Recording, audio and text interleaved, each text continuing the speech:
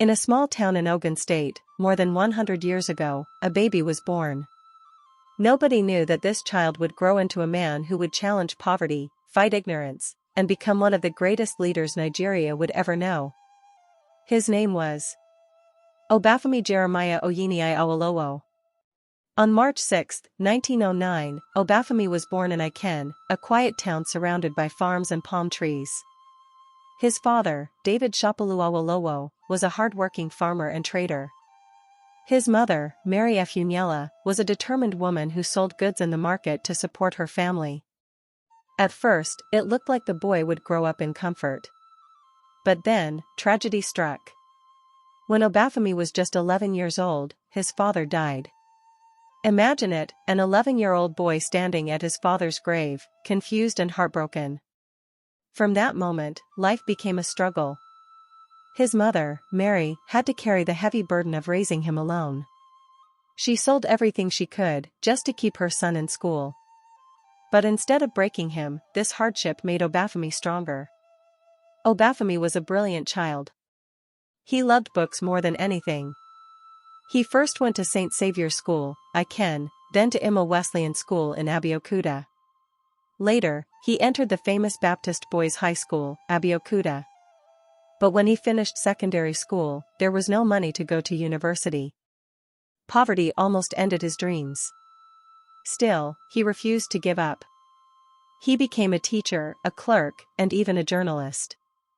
Every job he took, every coin he saved, was for one purpose: to chase his dream of becoming a lawyer.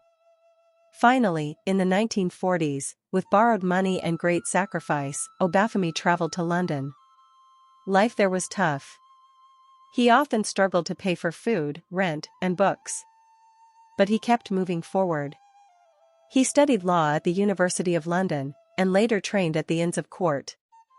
In 1946, he achieved what once looked impossible: he became a qualified lawyer. Obafemi had proven that with courage, determination, and sacrifice, no dream was too big. When he returned to Nigeria, he was no longer just a lawyer. He was a man with a mission: to free his people from ignorance and poverty.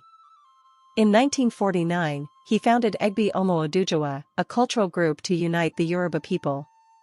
By 1951, he created the Action Group, AG, political party. His vision was clear: education for every child, healthcare for every family, and development for every community. Soon, he became the first premier of the Western region in 1954. As premier, Chief Obafemi Awolowo changed everything. He gave the children of the West free education. For the first time, even the poorest farmer's child could hold a book and dream of a better future. He introduced free health care for children, making sure no mother had to watch her child die because she could not afford medicine. He built roads, industries, and introduced the first television station in Africa, Western Nigeria Television. The Western region became the most advanced part of Nigeria under his leadership. His people called him a visionary. But not everyone loved him. In politics, enemies rose. He wanted to become president of Nigeria, but his opponents stood in his way. He was even jailed at one point, accused of treason. Yet, even from prison, Awolowo's voice was strong.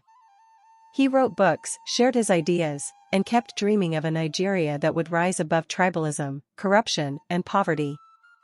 Though he never became president, millions still believed he was the best leader Nigeria never had.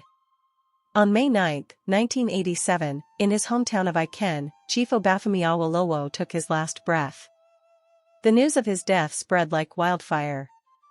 Nigeria wept. But even in death, his ideas lived on. Free education, healthcare, development, discipline, vision. These were the gifts he left behind. Today, more than 3 decades later, many still remember him as the man who gave hope to the poor, who gave light to the children, and who dreamed of a Nigeria that could be great. Chief Obafemi Awolowo was not just a man. He was a dreamer, a fighter, and a teacher. His story is a lesson to us all, that no matter how dark the night may be, the morning light will surely come. Born, March 6, 1909, Ikenne, Ogun State. Parents, David Shopolu Awolowo, father, Mary Efuniella Awolowo, mother. Schools, St. Saviour's Ikenne, Emma Wesleyan Abeokuta, Baptist Boys High School Abeokuta. Higher education, law in London, called to the bar in 1946. Premier of Western Region, 1954 to 1960.